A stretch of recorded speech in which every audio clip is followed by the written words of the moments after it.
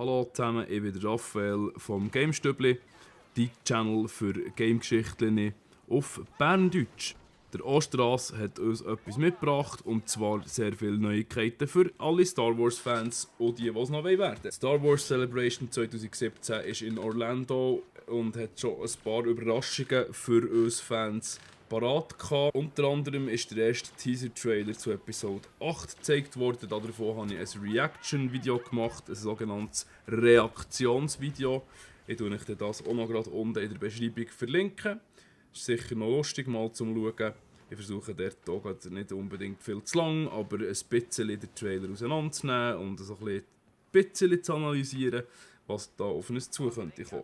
Am Samstag, am 15. April ab 2017, das wäre also gestern gewesen, hat man ab 20:30 können Star Wars Battlefront Panel 2 auf dem EA Star Wars Twitch-Kanal und auf anderen sozialen Kanälen mitverfolgen. Dabei sind als Informationsträger der Executive Producer und General Manager von Criterion Games Matt Webster, der Bernd Diemer, Creative Director bei DICE, der sich sogar als German Jedi, also als deutscher Jedi, ausweisen konnte, wie sie mitgebracht, aber allerdings im Jahr 1984 abgelaufene Star Wars Fanclub-Karte bewiesen hat, Paola Schoyo, Producer bei Motive Studios, und der Mark Thompson, Game Director ebenfalls bei Motive Studios, sind zur Verfügung gestanden. David Collins, der Stage-Host vom Battlefront Panel, ist so gleich zur Sache gegangen und hat an Matt Webster gerichtet gesagt und festgestellt, dass die Entwickler mit Battlefront 2 sehr grosse Geschütze auffahren. Matt Webster hat das bestätigt und hat gesagt, weil die heutigen Blockbuster-Games, die sie entwickeln, ein so grosses Erlebnis durch das Visuelle, den Sound und damit erzeugte Freude beim Spielen selbst generieren, müssen die Entwickler das Potenzial von Battlefront 2 natürlich voll erfassen. Für die Realisation von Battlefront 2 sind 3 Studios auf den Plan gerufen worden, wie vorhin schon erwähnt, nämlich DICE, welches für diverse uns allen bestens bekannte, sehr erfolgreiche Shooter-Games verantwortlich zeichnet. Das neue Studio Motive, in welchem viele erfahrene Actionspielentwickler mitwirken. Die 3 zusammen sind ein herausragendes Team, das jetzt mittlerweile am wahrscheinlich ambitioniertesten Titel, den EA jemals herausgebracht hat, arbeiten. Hat der Matt Webster verlauten. Auf die Frage, was in Battlefront 2 inhaltlich wird kommen, hat der Bernd Diemer geantwortet, er habe leider nicht am ersten Battlefront mitgearbeitet, sei aber als Fan in die Star Wars Game Franchise eingeführt worden. Was ihn am meisten berührt und ihm heute noch Gänsehaut verleihen, sei die Tatsache, dass er auf dem Planet Hoth war und das sei immer sein Kindheitstraum gewesen, und das Spiel Battlefront hat ihm das ermöglicht. Und mal ehrlich, wer von uns hat das nicht als Kindheitstraum gehabt? Weiter erklärt er, es gäbe einfach spezielle Sachen, die einem mit Star Wars verbinden. Zum Beispiel der eigene Blaster, mit dem, wo man spielt, das Lichtschwert, das Raumschiff, aber auch das ganze familiäre Gefühl, das beim Spielen entsteht. Was für die Entwickler aber am meisten im Zentrum steht, sei die Möglichkeit für alle ein Held zu sein. Das sei ihr Fokus, ihr Mantra für die ganze Entwicklung des Spiels. Und jeder kann ein Held sein, egal ob Jedi, Soldat oder Raumpilot. Nach dieser kleinen Einführung ist dann auch gerade der erste Battlefront 2 Trailer gezeigt worden. Und ich sage euch, die ihn noch nicht gesehen haben, er steht im Teaser-Trailer von Episode 8 in gar nichts nach. Es gibt Raumschlachten, Lichtschwerter, AT-ATs. Genau, ihr habt es richtig gehört, das heisst nicht AT-AT. Ich habe mich da eines Besseren belehren lassen. Wenn ihr mir es nicht glaubt, geht googlen. Es heisst AT-ATs. Und der Trailer beinhaltet wirklich alles, was man sich für einen Battlefront-Trailer wünscht. Der Trailer lässt die Vorfreude jedenfalls mini ins Unermessliche steigen. Umso mehr, da der Trailer uns auf spielbare Charaktere aus allen Star Wars Filmdekaden hoffen lässt. Kylo Ren, Darth Maul, Yoda, alle waren da vertreten gewesen. Dann ist da noch eine Frau, die ich zuerst vermutet, dass sie eine imperiale Death Trooper Rüstung. Das stimmt aber nicht, das ist eine andere Rüstung, und zwar seht ihr das im Verlauf von diesem Video, kommen wir dann noch darauf zu sprechen. Die schaut während dem Kampf auf Endor auf den Himmel und sieht den Todesstern explodieren in einem riesen Feuerball. Und sie sagt sich, das sei nicht möglich, also jetzt impossible, und wird gefragt, was sie da jetzt machen sollen. Sie wird allem Anschein nach der spielbare Hauptcharakter in der Einzelspielerkampagne sein. Bitte, bitte, Trailer, lügt mich nicht an. Den Trailer habe ich euch in der Beschreibung verlinkt, obwohl das wahrscheinlich nicht nötig ist, weil ihr habt ihn sicher alle schon mal gesehen.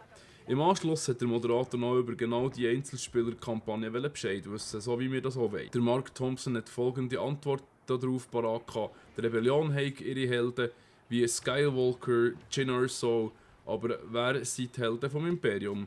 Wer sind die Soldaten, die das Imperium Galaktischen Bürgerkrieg repräsentieren? Wer sind die Elitepiloten, die die Kinder im Galaktischen Imperium nacheifern, sie davon träumen, dass sie auf eine Akademie gehen, um so ein Elitepilot zu werden? Wer sind die Kommandos auf dem Schlachtfeld an der Frontlinie, die ganze Legionen von Stormtroopers dazu inspiriert haben, das Imperium zu verkörpern? Das genau sei der Ausgangspunkt für diese Geschichte gewesen, sie haben sich die Frage gestellt. Die Entwickler wollten den Helm vom Stormtrooper ablegen und herausfinden, wer sie eigentlich sind.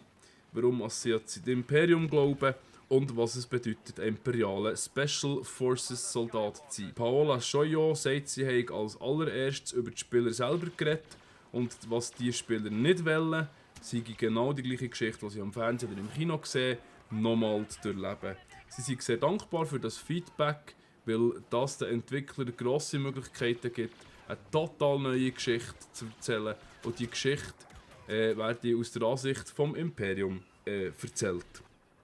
Die Frage vom Moderator, wenn das die Geschichte zeitlich angesetzt sei, beantwortet wiederum Mark Thompson wie folgt: Wenn man den Todesstern sieht explodieren, wird die Zerstörung vom Todesstern im Erzählstrang vom Film als Sieg verbucht. Alle sind am Feiern und Party machen, zusammen mit den Ewoks auf Endor, Feuerwerk über Coruscant. Es ist eine grosse Feier für jeden. Und sie hätten sich überlegt, wie es wohl wird sein, in dem Moment in der Haut vom Stormtrooper zu stecken, der zum Himmel schaut, den Todesstern explodieren sieht. In einem Moment vor Niederlage, in einem Moment vom Verlust. Und wenn man in totaler Fassungslosigkeit den Helm abnimmt, weil man seinen Augen kaum traut. Und anschliessend der Helm mit einem Gefühl von einem bestärkten Glauben, die Rebellion auszulöschen und noch härter zurückzuschlagen, wieder anzieht. Das sei der Startpunkt für die Geschichte gewesen, also haben sie den Zeitpunkt direkt nach der Return of the Jedi aufgenommen. Und weil The Force Awakens noch im Kino ist gelaufen, wo sie die Geschichte haben entwickelt, sie haben sich als Fans und Entwickler gefragt, was in diesen 30 Jahren alles könnte passiert sein. Also haben sie sich gesagt, hey, lasst uns doch die Geschichte erzählen und die beiden wundervollen Trilogien zusammen verknüpfen. Weiter trägt der weibliche Hauptcharakter übrigens den Namen Aiden Versio, gespielt von Janina Gavankar, welche auch in der Serie True Blood zu sehen war. Oder ging noch natürlich, weil die Serie gibt es ja noch. Sie ist der Commander vom Inferno Squad, eine brandneue Elite-Spezialeinheit, die die Entwickler zusammen mit Lucasfilm haben kreiert. Mark Thompson stellt auch noch klar, dass es sich bei der Singleplayer-Kampagne um eine Geschichte handelt, die in Star Wars Kanon eingefügt wird. Im Anschluss holt der Moderator noch den Steve Blank, seines Zeichens Creative Executive bei Lucasfilm, auf die Bühne, wo dann noch erwähnt, dass die Leute bei Lucasfilm grosses Interesse an dieser Zeitspanne im Star Wars Universum werden haben. Sie würden sich sehr darüber freuen, dass die Entwickler ihnen helfen, eine neue Geschichte zu dieser Zeit zu erzählen. Was mir ein bisschen auffällt, ist, dass jeder so tut, als hätte es die EU gar nie gegeben, das Expanded Universe. Das ist ein bisschen speziell, aber ja noch, Disney hat den Kanon sowieso anders gelegt und deshalb spielt das keine Rolle mehr. Steve Blank hat aber auch noch andere Goodies im Gepäck gehabt. Er hat nämlich verraten, dass sich in der Singleplayer-Kampagne der Luke Skywalker oder Kylo Ren spielen. Das freut mich natürlich besonders und jeder andere Star Wars-Fan an.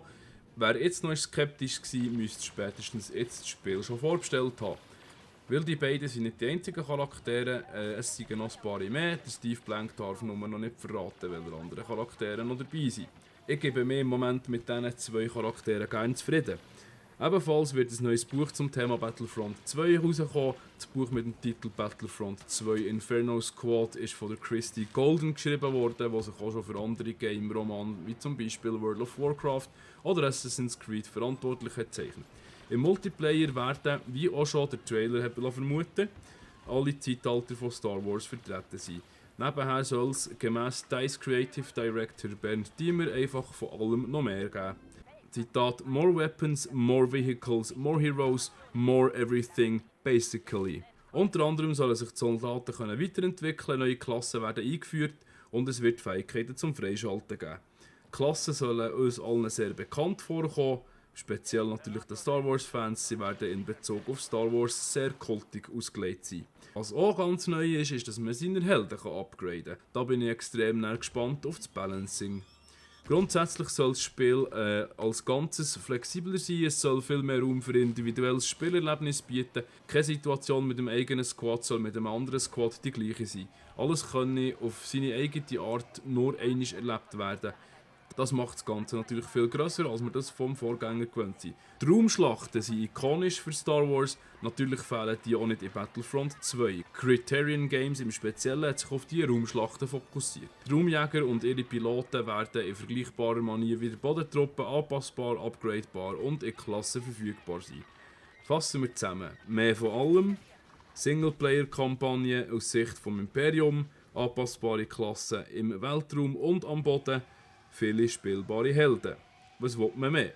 Natürlich wollen wir, dass diese Versprechen genauso eintreffen. Hoffen wir auf das Beste. Weltweit Release-Datum für Battlefront 2 ist übrigens der 17. November 2017. Datum vormerken. Und jetzt nimmt es mich Wunder, was meint ihr dazu?